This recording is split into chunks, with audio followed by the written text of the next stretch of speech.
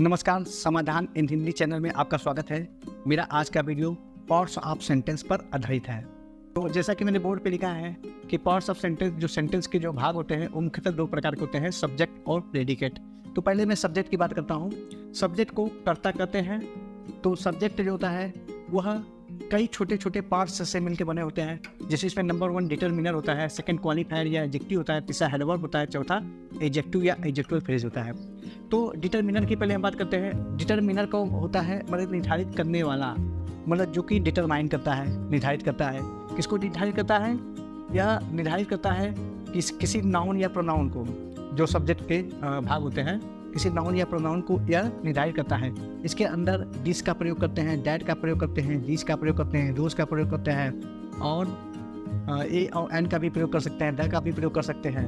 तो ये सभी चीज़ें डिटरमिनर के अंतर्गत आता है। और इसके बाद सेकंड जो मेरा है वो क्वालिफायर या एडजेक्टिव है। तो क्वालिफायर को हम एडजेक्टिव भी कहते हैं, क्योंकि यह क्या करता है, यह किसी नाउन या प्रोनाउन की विशेषता बताता है। तो और नाउन या प्रोनाउन के आगे भी लिखा जाता है, तो इसीलिए इसको क्वालिफायर या एडजेक्टिव कहते हैं। और इसका प्रयोग जो होता है डिटरमिनर के बात करते हैं। जो थर्ड मेरा है वो मेन है सब्जेक्ट का, जिसको हेडवर्ड कहते हैं। मतलब कि यह इसका समझ लो कीवर्ड है, मतलब कि जो सब्जेक्ट का मुख्य जो शब्द होता है वही हेडवर्ड के रूप में हम प्रयोग करते हैं। इसके अंतर्गत हम उन वाक्यों का, मतलब उन शब्दों का प्रयोग करते हैं जो कि सब्जेक्ट होते हैं, जो सब्जेक्ट का मुख्य भाग होता है। जैसे गर्ल हो गया, मैन हो गया, वुमन हो गया और क्या कोई पर्सन हो गया। यानी इन सब चीज़ों का अगर हम प्रयोग करेंगे तो वो हेडवर्ड होगा। और उसके बाद जो चौथा जो होता है उसको एडजेक्टिव या एडजेक्टिवल फ्रेज कहते हैं। तो एडजेक्टिव या एडजेक्टिवल फ्रेज जो होता है, जैसा कि नाम से स्पष्ट है कि यह किसी सब्जेक्ट में जो नाउन या प्रोनाउन आते हैं उसकी विशेषता बताते हैं। तो अगर यह सिंगल रूप में इसका प्रयोग करेंगे तो एडजेक्टिव होगा, और जब यदि इसका प्रयोग हम शब्दों के समूह के रूप में करते हैं तो वो एडजेक्टिव फ्रेज होगा। तो इन सब चीज़ों को मैं आपको एक्सरसाइज के साथ और यहाँ तक कि उदाहरण देकर मैं स्पष्ट कर दूंगा। लेकिन पहले आप थ्योरी समझ लीजिए कि ये क्या चीज़ है। उसके बाद मैं आपको उदाहरण भी दूंगा और आपको स्पष्ट भी करा दूंगा कि इन सब चीज़ का प्रयोग कहाँ और कैसे होता है। उसके बाद मैं प्रेडिकेट की बात करता हूँ। तो प्रेडिकेट जो होता है उसको बोलते हैं विधेय। तो विधेय जो होता है मुख्यतः 3 प्रकार का होता है, वर्ब, ऑब्जेक्ट और कंप्लीमेंट। तो वर्ब जो होता है, जैसा कि वर्ब हम जानते हैं क्रिया होता है, यदि किसी वाक्य में करना या होना पाया जाए तो वहाँ वर्ब होता है। तो वर्ब जो होता है 2 प्रकार का होता है, एक मेन वर्ब होता है, एक हेल्पिंग वर्ब होता है। तो मेन वर्ब में जैसे हो जाता है, जैसे गो हो गया, कम हो गया और गिव हो गया, टेक हो गया, अगर इन सब का प्रयोग होता है तो मेन वर्ब होता है। और हेल्पिंग वर्ब का प्रयोग हम करते हैं इसके अंतर्गत प्राइमरी ऑक्सिलरी वर्ब या मॉडल ऑक्सिलरी वर्ब आते हैं। जैसे shall, will, would, could, can, could, may, might, must, और या is, am, are, was, were, has, have, had, do, does, did, इन सब का अगर प्रयोग करते हैं तो हेल्पिंग वर्ब होता है। तो वर्ब जो होता है मेन वर्ब और हेल्पिंग वर्ब। जैसा कि मैंने वर्ब में एक चैप्टर था जिसको मैंने आपको पहले बताया है। और इसके बाद जो मेरा सेकंड है वो ऑब्जेक्ट है। तो ऑब्जेक्ट जो होता है वो कर्म होता है। तो ऑब्जेक्ट जो होता है वो यानी कि सब्जेक्ट और वर्ब के बीच, मतलब बाद ऑब्जेक्ट आता है। तो ऑब्जेक्ट जो होता है वो 2 प्रकार का होता है, डायरेक्ट ऑब्जेक्ट और इनडायरेक्ट ऑब्जेक्ट। उसको मैंने संक्षेप में डीओ या आईओ लिख दिया है।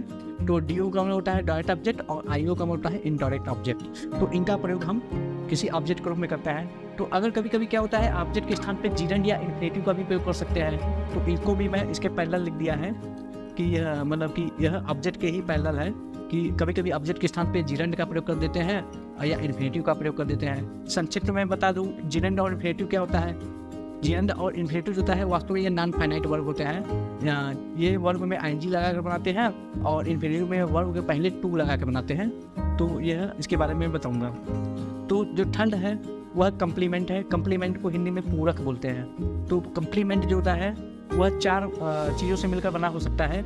जैसे इसमें कभी कभी कंप्लीमेंट पे एडजेक्टिव या एडजेक्टिवल फ्रेज आता है, या नाउन या नाउन फ्रेज आता है, एडवर्ब या एडवर्ब फ्रेज का भी प्रयोग कर सकते हैं, या कोई पार्टिसिपल का प्रयोग करते हैं। तो यह क्या होता है कंप्लीमेंट, मतलब किसी वाक्य को पूरा करने के लिए इसका प्रयोग हम करते हैं। यानी कि अगर यह हम किसी वाक्य में सेंटेंस में लिख देते हैं तो वाक्य हो जाता है, पूर्ण हो जाता है, कंप्लीट हो जाता है, इसलिए इसको कंप्लीमेंट या पूरक कहते हैं। तो ये हमारा पार्ट्स ऑफ सेंटेंस हो गया। तो पार्ट ऑफ सेंटेंस को आप लोग एक बात देख लीजिए कि यह किस मतलब किन किन पार्ट्स में और क्या क्या चीज़ उनमें विभाजित किया गया है। इसी के आधार पे मैं आपको अब एग्जाम्पल बता रहा हूँ। उस एग्जाम्पल से आपको ये पार्ट्स ऑफ जो सेंटेंस है उसके बारे में आप लोग को निश्चित रूप से स्पष्ट हो जाएगा। तो चलिए मैं एक एक करके आपको अब कुछ एग्जाम्पल देता हूँ, कुछ उदाहरण देता हूँ। तो आप उनको देखिएगा। अब देखो मैं पहला एग्जाम्पल दे रहा हूँ, एग्जाम्पल जैसे हो गया आई लव यू, ठीक है। तो यहाँ आई और लव यू दो वाक्य है, इसको सब्जेक्ट कहते हैं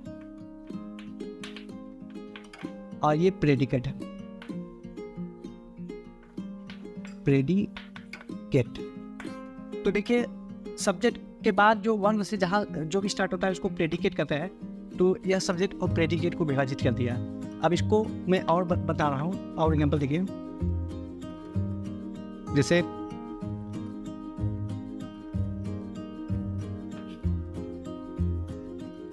a girl came here, ठीक है। देखिए इसमें a girl और came here, अभी मैं प्रेडिकेट को विभाजित नहीं कर रहा हूँ, अभी मैं सब्जेक्ट को विभाजित कर रहा हूँ। ये देखो यहाँ डिटर्मिनर है, क्योंकि ये डिटरमाइन करता है गर्ल कोई लड़की, तो ये यहाँ पे डिटर्मिनर हो गया। गर्ल जो हो गया ये हेड वर्ड है, ठीक है। आइए कम्प्लीमेंटेटिव वेयर, कम्प्लीमेंट,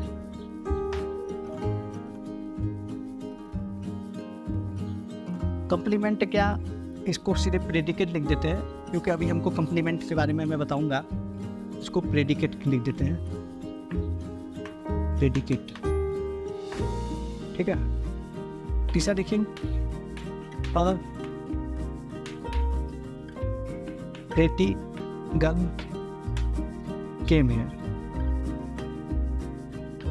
तीसरा एग्जाम्पल देखिए यहाँ पे देखिए a pretty girl came here तो प्रेडिकेट है।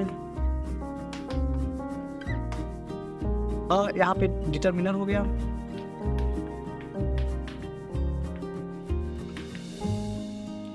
प्रेटी। अब यहाँ देखिए प्रेटी क्वालिफायर है, क्वालिफायर, क्योंकि यह गर्ल की विशेषता बताता है। और गर्ल जो हो गया हेड वर्ड हो गया, ठीक है। और चौथा एग्जाम्पल देखिए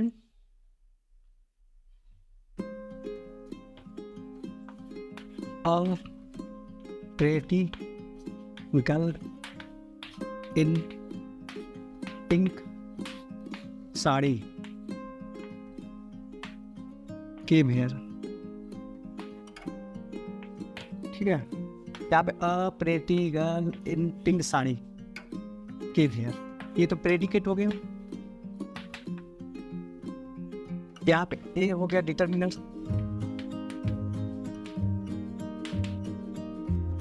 प्रेटी क्वालिफायर,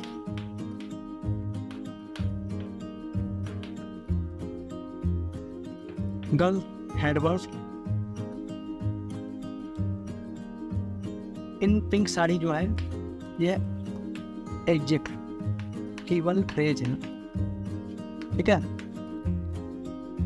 मतलब कि लड़की पिंक साड़ी में, गुलाबी साड़ी में, तो इन पिंक साड़ी जो होता है वो गर्ल की मतलब विशेषता हो सकती है कि पिंक साड़ी में लड़की, तो एडजेक्टिव फ्रेज हो गया, क्योंकि इसमें कई वर्ड बने हैं इंक पिंक साड़ी, तो यहाँ पे यह एडजेक्टिव फ्रेज हो गया।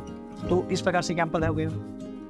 तो इसमें देखिए मैं सभी के बारे में मैं आपको बताया, सब्जेक्ट के जो पार्ट्स होते हैं सभी के बारे में मैंने बताया एग्जाम्पल से। अब मैं प्रेडिकेट को विभाजित करना चालू करता हूँ। जैसे ही हेल्प्ड मी, ठीक है। ही जो है सब्जेक्ट है और हेल्प मी प्रेडिकेट, ठीक है। दूसरा लिखूं ही हेल्प मी,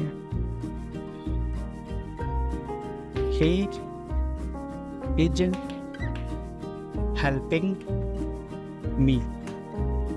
अब देखिए यहाँ पे is helping me, तो is यहाँ पे हो गया हेल्पिंग वर्ब, हेल्पिंग हो गया जो ये हो गया मेन वर्ब या मुख्य क्रिया, अमी हो गया ऑब्जेक्ट, ठीक है। तो इस प्रकार देखिए कि इसको इस पार्ट्स में विभाजित कर दिया। ही जो हो गया सब्जेक्ट है, वो तो ही है सब्जेक्ट, ठीक है। अब इसके बाद और एग्जाम्पल देखते हैं। 7वां एग्जाम्पल देखिए,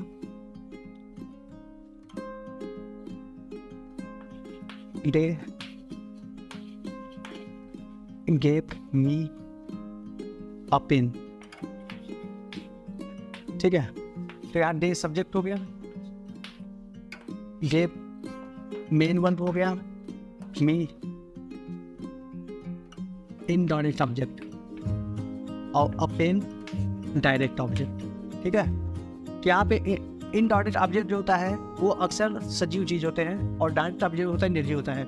जैसे उन्होंने दिया पेन, मतलब डायरेक्ट ऑब्जेक्ट मुझे, ठीक है। तो इस तरह से हो जाएगा इनडायरेक्ट ऑब्जेक्ट और डायरेक्ट ऑब्जेक्ट में। और देखिए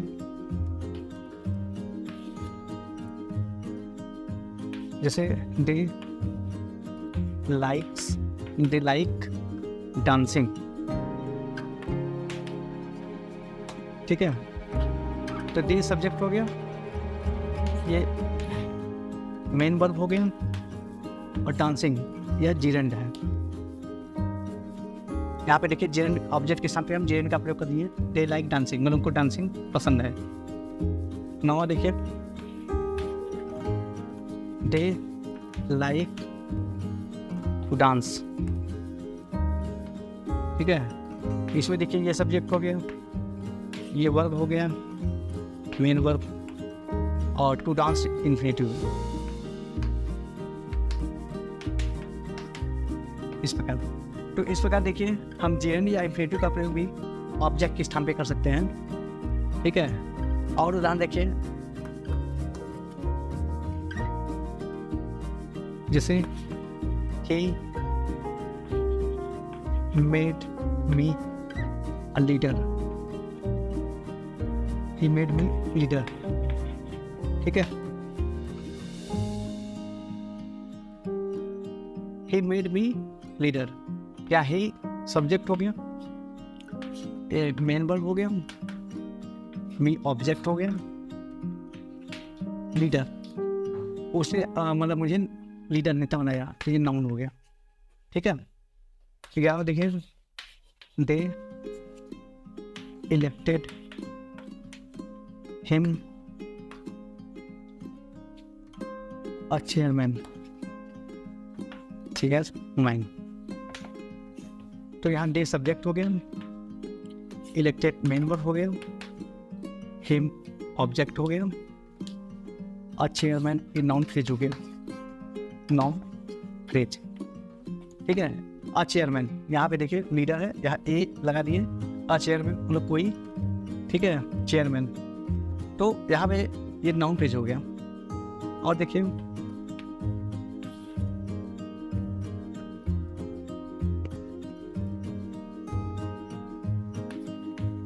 they made me angry, ठीक है, उन्होंने मुझे गुस्सा दिलाया।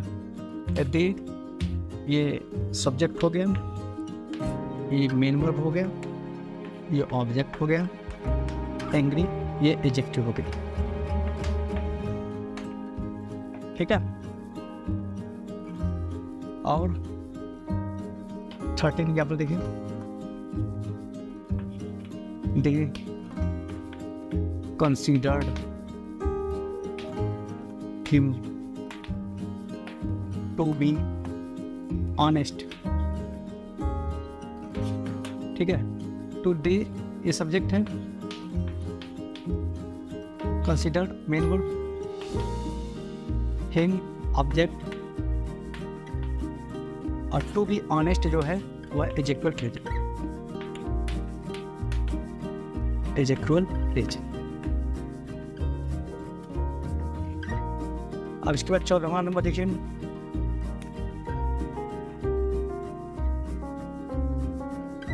जैसे दे केम हेयर, मतलब वे यहाँ आए। यहाँ पे देखिए ये सब्जेक्ट है, ये केम हो गया वर्ब, हेयर मतलब होता है एडवर्ब, ठीक है। और देखिए the book is placed on the table.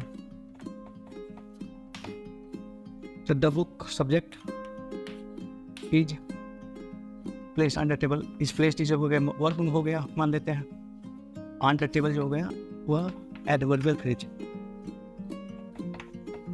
इस तरह से बना लेंगे। ठीक है, एक और एग्जाम्पल मैं देना चाहूँगा जिसमें पास्ट पार्टिसिपल का प्रयोग करना है। एक और एग्जाम्पल देखिए,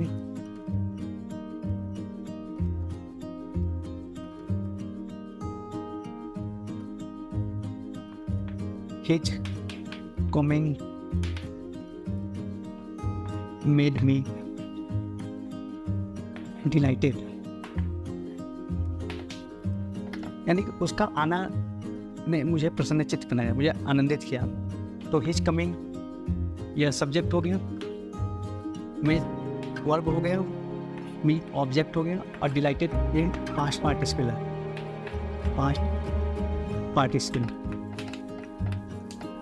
पास्ट पार्टिसिपल भी यह भी एक प्रकार का नॉन फाइनाइट वर्ब भी होता है, जिसमें वर्ब में वर्ब के सेकंड फॉर्म का हम प्रयोग करते हैं, और जो ईडी फॉर्म होता है उसका हम प्रयोग करते हैं। तो his coming made me dilated, मतलब उसका आना मुझे आनंदित किया।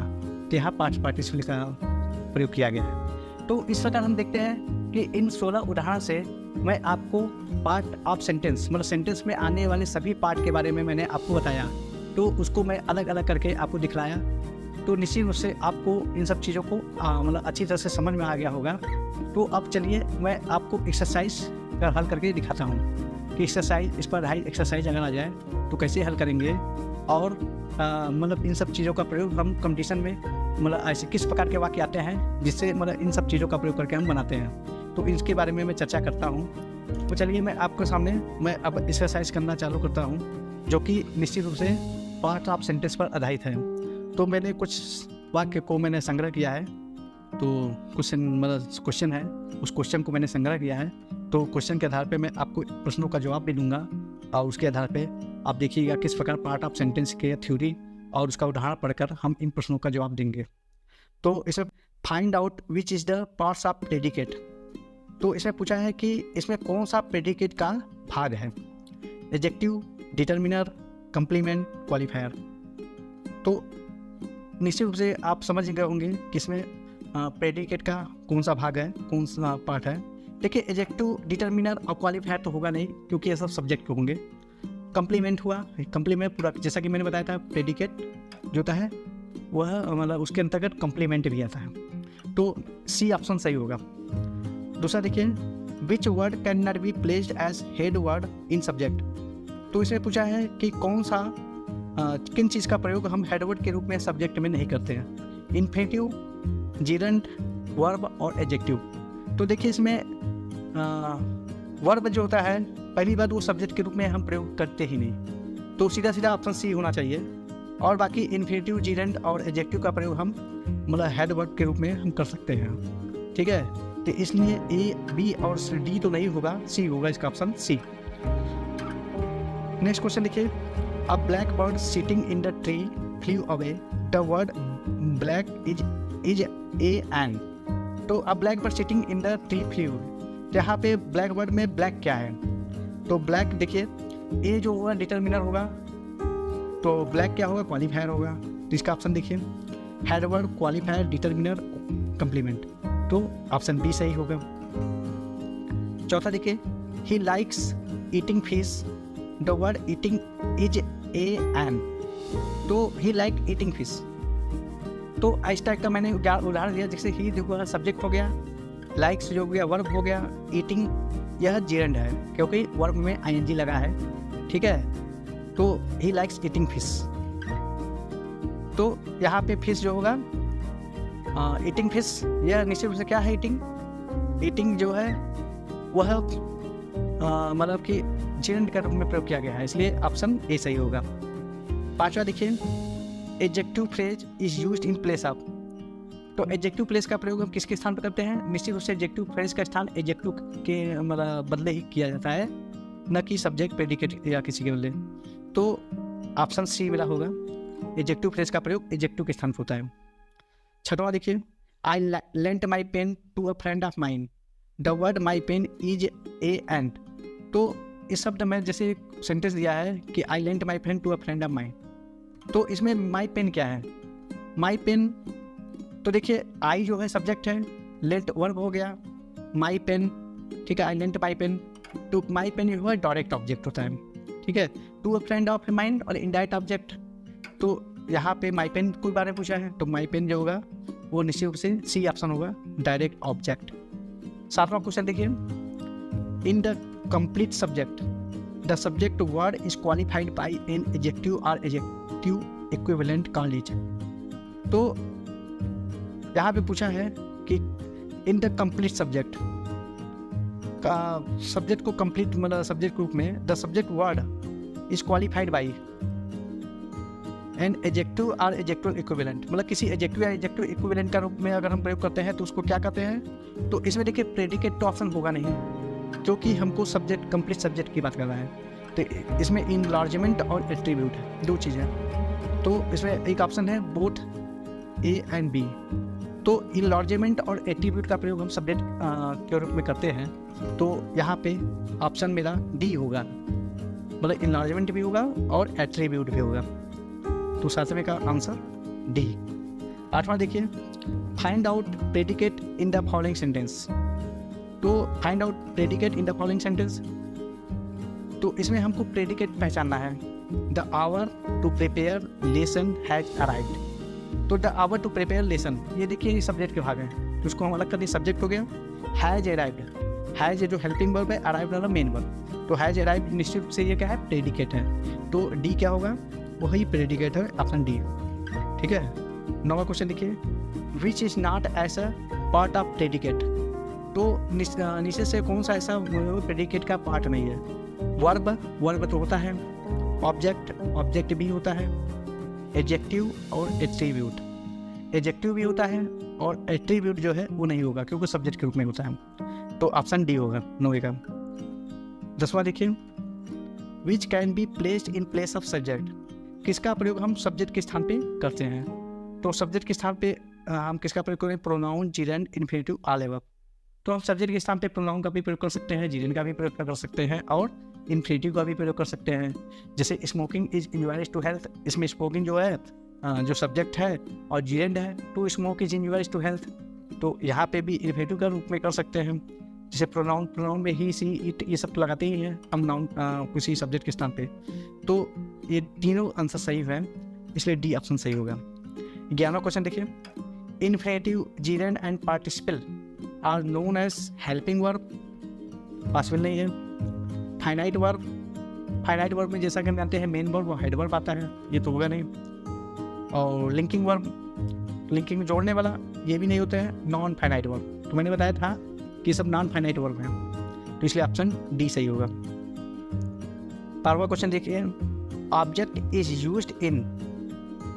तो ऑब्जेक्ट का प्रयोग हम कहाँ करते हैं? सब्जेक्ट में करते हैं, प्रेडिकेट में करते हैं, बोथ, दोनों में करते हैं, नन ऑफ दिस, या इन दोनों में से किसी में से नहीं। तो हम निश्चित रूप से ऑब्जेक्ट का प्रयोग प्रेडिकेट के अंतर्गत करते हैं, इसलिए ऑप्शन बी सही होगा। 13वां क्वेश्चन देखिए, find out direct object in the following sentence. तो एक सब सेंटेंस दे दिया है, उसमें डायरेक्ट ऑब्जेक्ट आपको पहचानना है। जैसे I gave him a present, तो देखिए यहाँ पे ऑब्जेक्ट दो है, हिम भी है और अ प्रेजेंट भी है। हिम जो होता है इनडायरेक्ट ऑब्जेक्ट है और अ प्रेजेंट डायरेक्ट ऑब्जेक्ट है। तो इसमें क्वेश्चन पूछा है डायरेक्ट ऑब्जेक्ट कौन सा है, तो डायरेक्ट ऑब्जेक्ट अ प्रेजेंट होगा, तो इसका ऑप्शन डी होगा, ठीक है, क्योंकि हिम इनडायरेक्ट ऑब्जेक्ट है।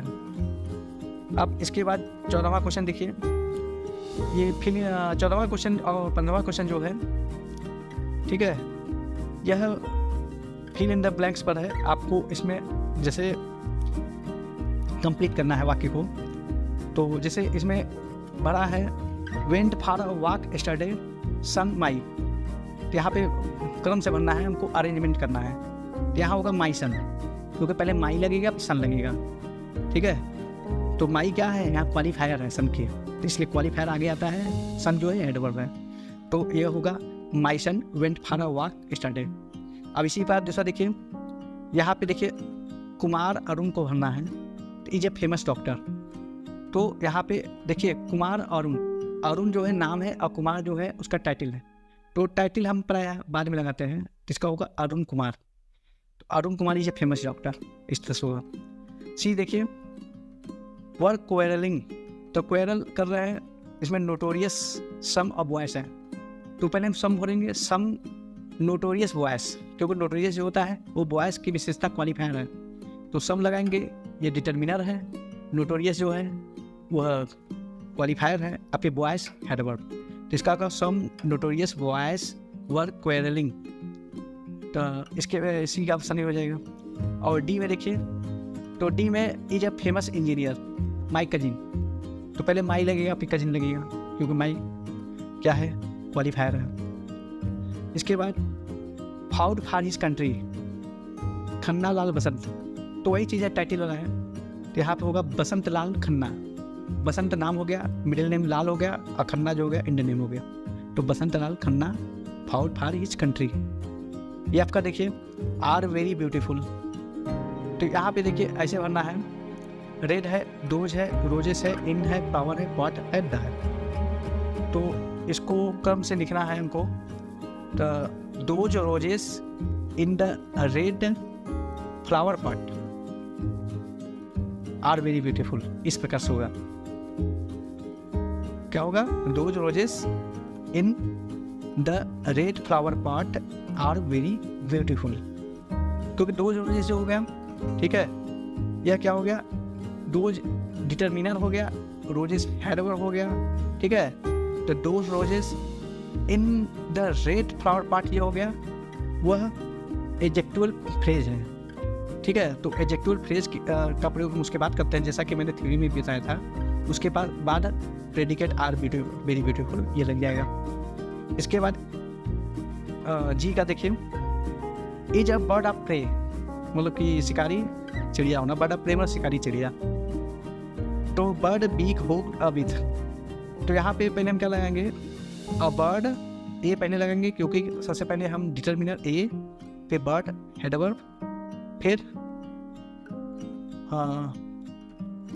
विथ हुक्ड बीक, मतलब विथ लगाना है, फिर हुक्ड मतलब कांटेदार, नुकीला, और बीक मतलब चोंच, नुकुले चोंच वाला। तो यह एडजेक्टिवल फ्रेज है।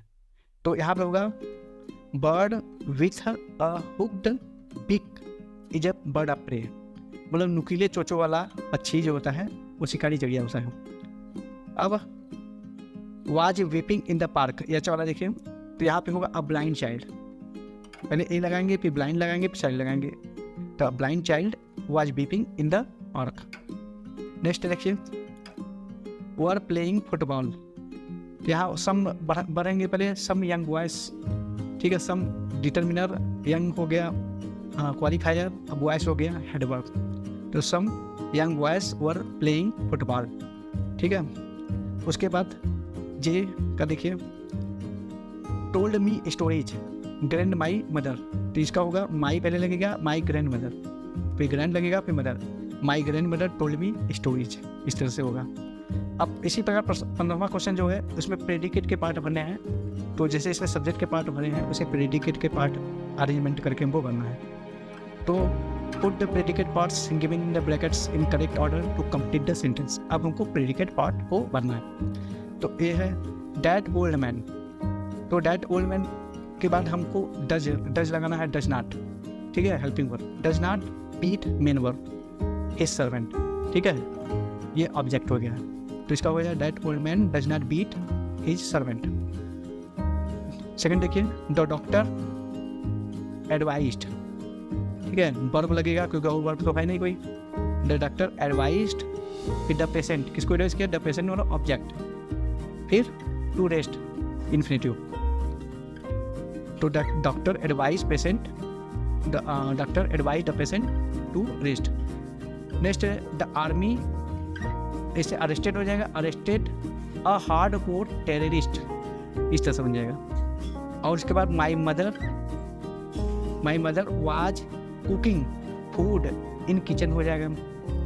इसी प्रकार camel is the sheep of the desert, ठीक है, camel is the sheep of the desert, camel ऊँट रेगिस्तान का जहाज होता है। Honesty is the best policy हो जाएगा। क्रम से लिखते जाएंगे, अब थोड़ा सा बहस होगा तो हो जाएगा। Kolkata is a very big city हो जाएगा। Mahatma Gandhi was a great leader हो जाएगा। Sardar Patel was a man of iron, ये हो जाएगा। Sardar Patel was an iron man of India, ठीक है, ये हो जाएगा। इसके बाद Neeraj Yadav is our English teacher, इस तरह से हो जाएगा। तो इस प्रकार देखिए हम किस प्रकार सब्जेक्ट और प्रेडिकेट का प्रयोग करते हुए हम ऐसे कंपटीशन में पूछे जाने वाले प्रश्नों का जवाब दे लेते हैं। निश्चित रूप से अगर आप इसको 2-4 बार अभ्यास कर लेंगे तो आपके लिए यह मतलब जो सब्जेक्ट और प्रेडिकेट का जो समस्या है वो पूरी तरह से समाप्त हो जाएगी। तो आज के वीडियो में बस इतना ही।